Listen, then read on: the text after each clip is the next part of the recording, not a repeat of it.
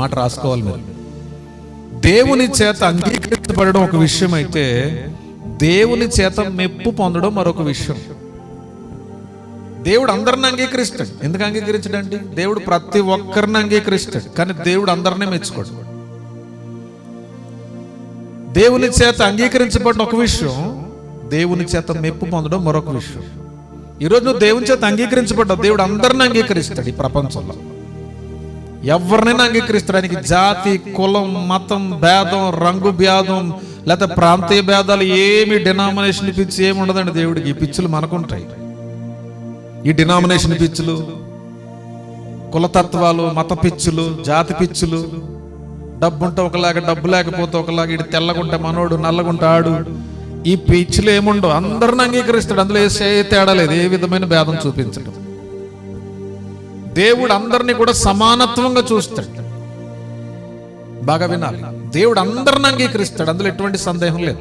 నువ్వెవరైనా సరే, నువ్వే స్థితిలో ఉన్నా, ఎలాంటి వ్యక్తివైనా, ఏ పరిస్థితుల్లో బ్రతుకుతున్నా, దేవుడు నిన్ను నిండుగానే అంగీకరిస్తున్నాడు. ఈ యొక్క కృప కలిగినటువంటి ఆదివారపు దినమునందు, ఈ కృప కలిగిన శ్రేష్టమైనటువంటి సమయంలో పరిశుద్ధాత్మ దేవుడు మనతో చాలా సూటిగా, చాలా స్పష్టంగా మాట్లాడుతున్నాడు. ప్రతి ఒక్కరిని కూడా ఆయన అంగీకరించే దేవుడు.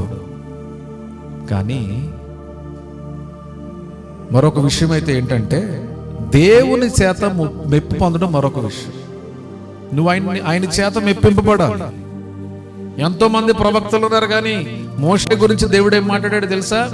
యెహోవా ఇల్లంతటిలో మోషే నమ్మకమైన వాడు. ఈ భూమి మీద ఉన్న ప్రవక్తలలో మోషే మిక్కిలి సాత్వికుడు. ఎంతో మంది రాజులు ఉన్నారు, కానీ ఒక రాజు గురించే దేవుడు మాట్లాడాడు. దావీదు గురించి ఏమని మాట్లాడాడు? నా ఉద్దేశములను ఎరిగినటువంటి వాడు, నా ఉద్దేశం నెరవేర్చినటువంటి దావీదు నా హృదయానుసారుడు. నా హృదయానుసారుడు దావీదు. ఈరోజు ప్రియమైన దేవుని బిడ్డలారా, భక్తులు దేవుని చేత మెప్పింపబడ్డారు. ఐగుప్తు దేశంలో ఎంతో మంది బానిసలు ఉన్నారు, ఎంతో మంది బానిసత్వపు బ్రతుకులను అనుభవిస్తున్నారు, కానీ యోసేపు ఒక్కడే మెప్పింపబడ్డాడు. యోసేపు ఒక్కడే దేవుని చేత ఏర్పాటు చేయబడ్డాడు.